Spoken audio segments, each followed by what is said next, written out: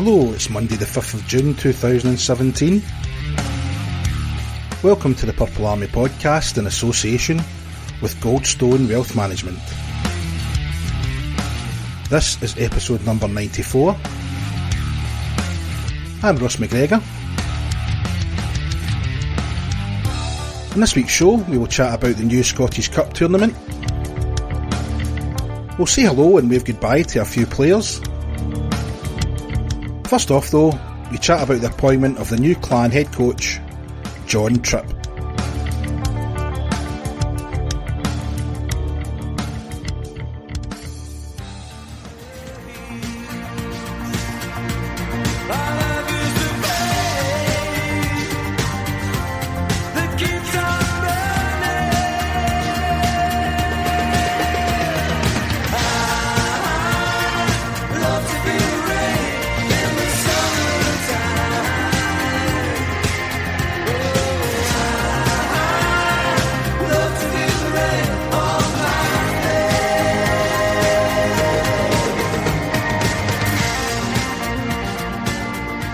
Joined tonight for what I would kind of class as the sort of first episode of the new era, new season, by Jennifer Shaw. How are you, Jennifer? I'm very well, thank you. And Graham Thompson. How are you, Graham? I'm good, thanks, Ross. And our resident happy chappy, Stephen McLaren. How are you, Stephen? I'm fine, thanks, Ross. You sound actually quite happy tonight. That's quite good. It's a new era. It's a new era. Tonight, so. We'll do a couple of, what do they call it when you go on these courses? Housekeeping. We're delighted to say that Callum York at Goldstone Wealth Management has come back as our sponsor for next season. This season, new era. So thanks very much to Callum for his continued support. I'd like to congratulate Scott Devon. If anybody saw the Periscope and the stuff on Twitter, he won Mike Hammond's playoff jersey on the live draw. Janet T and Ian Stanley both won runners-up prizes and mugs. We'll get in touch with you guys on how to get these to you. The other people that got the right answer, I think it was 112, was Gillian Wallace, Connor at Connor2898, Caroline Jardin, Baz, Goebbels, Stuart Shaw and Lynn Sinclair. They just missed out, so well done for getting the right answer, but no cigar on this occasion, I'm afraid. Also, I'd like to, obviously Callum's, a lot of people know Callum. He's very generous with clan fans around, and at the end of it asks them for any help. And I think it's time, when you get somebody like that, it's time to give back. Callum and his wife Heather are raising money for Muscular Dystrophy UK by doing a sky jump next March. I've got the link here for his Just Giving page. We'll put it on later on. We'll put it on our Twitter page, and anybody that wants to give a wee bit back to Callum, that would be the perfect time to do it. We've also become sponsors this year, guys. We decided that we would give a little back ourselves as well. Dizzy Fish Glasgow Ruckus. We are sponsoring two players, Aidan Grant, who has always been a person that's interacted with the programme anyway, and Joseph Hunter. I think that was your idea, Jennifer. Was it you that said he was the closest thing to a ball hockey enforcer? I think it was Holly. Was it Holly? It was Holly that knows him, yeah. Holly knows him. I think he's an Edinburgh Capitals fan, so just to show we're not that partisan, but we just liked the idea of a ball hockey enforcer, really, didn't we? I think? So he got the vote, and we'll be sponsoring those two players, and hopefully we'll get a chance to talk to them over the season. We'll find out how the Glasgow Ruckus and those guys are getting on. I think though, the biggest piece of news that you'd have to cover is obviously John Tripp being announced as the new head coach for the Braehead Clan. Born in Kingston, Ontario on the 4th of May 1977, drafted by the Colorado Avalanche in the third round, 77th overall in 1995. Unable to reach a deal with Colorado, so was into the draft again 2 years later, 1997. He was drafted by Calgary Flames in the second round this time, 42nd overall. Kind of bounced around the AHL and ECHL before getting an NHL debut with the New York Rangers in 2002-2003. Signed as a free agent the following season for the LA Kings, playing 34 games for them. And the 2004-5 lockout saw him heading for Europe, and in particular he landed at his grandparents' home country of Germany, played for teams like Adler Mannheim, ERC Ingolstadt, Hamburg Fries, Hanover Scorpions, and finally Colner. I probably got all that wrong. It takes me back to the Vekwa Lakers days, before hanging up his skates. He took over the reins of this is the cracking one, Ice Piraten, which I take it means Ice Pirates, Crimmishow, and helped them avoid relegation at the end of last year. Surprising, Graham, name. I mean, nobody. You've got to give the Clan office a bit of credit here. It's probably the first time they've appointed a player or a coach that nobody has actually mentioned on social media or whispered in your ear, yeah? Yeah, absolutely. I mean, the number of names that we heard, and I'm sure there was probably even more than that in circulation, but the number of names that we heard that were potentially in the frame for this, and certain names are, it's just about a done deal, and this is just about to happen, it'll probably get announced next week, etc., and still nothing happened. And then for the Clan to come out with something like this, straight from left field, was in many ways great, because you get so little of that in this league so often, when there's always some kind of leak or other. So, no, fair play to the club. They kept that very, very close to the chest. Even to the extent that I think Gareth not tweeted like the day before about the fact that the search for the new coach had now been fine-tuned down to 3, and there was due diligence. So, I mean, that tweet came out, I think, the day before the announcement came out. So, that's definitely keeping your cards close to your chest. But, yeah, what can we say about the appointment?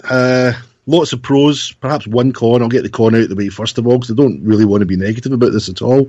And that's just the experience factor. It's an obvious point. He's been coach for, 3-4 months at Ice Piraten, and I think, that's not necessarily what we thought we were going to get. After Finner left, the talk from the club was that we would obviously be going for experience, and I think probably most, if not all of us, thought that experience meant an experienced coach, as opposed to an experienced player becoming a coach or moving into that coaching role. So, but I mean, his player experience is off the scale, so you can't debate that too much, if at all, I would suggest.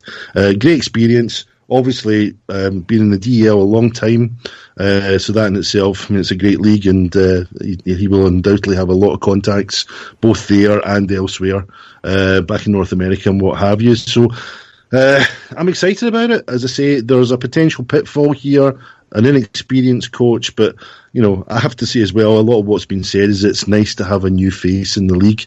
In a coaching position, because again, we don't get a lot of that, and it does tend to be a little bit of a kind of roundabout, never-ending roundabout with some of the names that go around. So again, it's another good thing to bring in, a new face. So yeah, overall, I think the pros far outweigh the cons.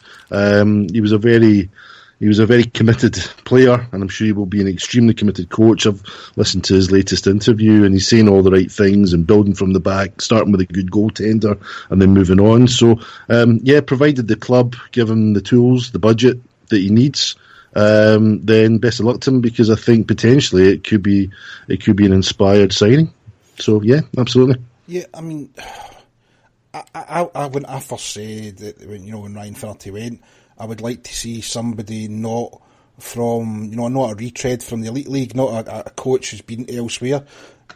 I'm still surprised to an extent they've brought somebody in who's playing, you're right, getting playing experience off the charts, somebody in who has so little coaching experience, probably not a great deal of knowledge of the Elite League, but in many ways, Jennifer, that could be a positive, couldn't it? Oh no, I think we definitely need some fresh pair of eyes onto the league as well. I'm really excited. It's almost like they've had this wild card kind of sitting at the side, and they've gone, do you know what, let's just go for the wild card. So I think certainly for us, we're going to see a completely different style of hockey, and he certainly seems like an absolute character. So really looking forward to seeing what we're going to be watching next season. Yeah, he comes across that way, Stephen, as a bit of a cult figure over in Germany. He's got that sort of rough kind of fighter, kind of like Finner. You can tell he's going to fight his corner. The way he looks as if he's going to fight for his team. It's maybe a pity we've missed his playing days a wee bit. What was your thoughts on the appointment, Stephen? Yeah, I think I'm with Graham and Jen. I think that it's about time not us in particular, but it's about time that we started to look out outside the league to see what we can do to take us forward. And you need someone with all that experience in a different league. It's still European hockey, but it's a different style. But he's been over there for, I think it was 14 years or something. He's plied his trade. He's got all the contacts up, and that's what we want. Something that can take us to the next step. This is what Gareth has been saying all summer, since Finner left, is we want to get to that next level. And I think this is the sort of appointment that will get us there.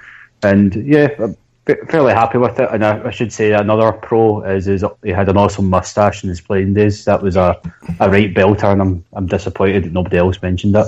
Well, I'm just about to. Malky Hughes at Malky44, he tweeted us saying not only is he excited by this appointment, but he's got a great tash. I don't know. Maybe they should think about selling some tashes round the rink. I don't know. That's a brilliant idea. No, we don't have brilliant ideas. But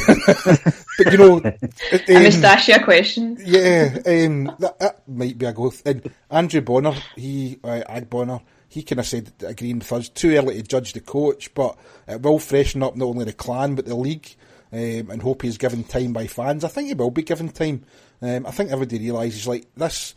Coming into a new league, he's not going to know everything. But the way I look at it is, we kind of know what kind of team Ryan Finnerty's going to put out at Manchester Storm, don't we? We know the kind of team Paul Thompson's going to put out. The kind of team, the way they're going to play. Nobody knows what kind of team John Tripp's going to put out. We don't know. Is he going to be Euro? Are we going to play North American? He's talked already this week, Graham, that he wants to start with his goaltender and his D, which is probably the opposite. Not the opposite. I think, we all agreed we had problems with recruitment last year, and the D seemed to be the place where it had the most issues. Was that music to your ears hearing them talking about that? It was. I can remember many, many years ago, a football team that I was a big fan of.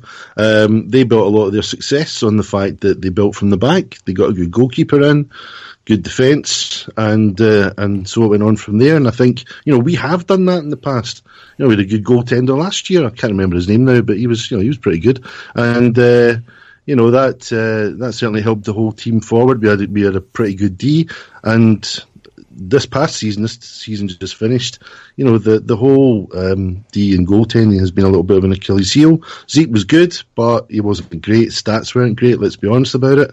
And we know that, yes, we had some recruitment problems. So Zeke, I think we ended up getting a reasonably good goalie when the original intention was to get something of a suitably higher level. So, if we can achieve that for this season going in, then great. And good quality goalie. You can see the quality of the goalies that are elsewhere in the league. That Nottingham Panthers goalie looks like he's going to be a potential star. I think building from the back is the right approach. But again, we have to score goals. And that was something that we didn't have too much of a problem with last year, having 2 or 3 of the top scorers in the league. So let's start. Let's see what the goaltender looks like. That'll give us a hint of what kind of budget is getting spent on the quality players that we need in that kind of position, and move it forward from there. But we'll see what happens. Alan McCune, funnily enough, said, out with the old, in with the new. I, for one, am excited, and his blueprint for the team is exactly what we've been missing. I'm assuming he's referring to that, talking about the D. Maureen Smith, that Mo Smith, the tablet lady. Hi Mo. Hope for a coach from out with the EIHL. Finner was okay, but it was time for a shake-up. I think that's something we've all kind of echoed. I mean, I'm not saying just because we've got a coach from outside the retreads it's going to work, but it'll be good to have this exciting new face, and if he develops the way he did in Germany as becoming a cult hero, it's a character, it's a new character, and it's something I think the Elite League needs. Every league wants new characters, don't they, Stephen? Yeah, definitely. I mean, the Clan have had a couple over the years, with like Rosehill and your Fitzgerald, and just these guys who come to the league and just give the whole thing a shot in the arm, and it's definitely what we need. I think Finner's echoed it himself. It was probably time for him to move on, and he probably thought maybe that's as far as he could take the Clan. So it's exciting to see what our new coach can do, and hopefully he can hit the ground running. A few more comments from Twitter. Jill McGee at JS McGee. Need to wait and see with the new coach, although looking forward to a cleanish slate. Neil at MFC 88. interested to see what his brand of hockey will be like.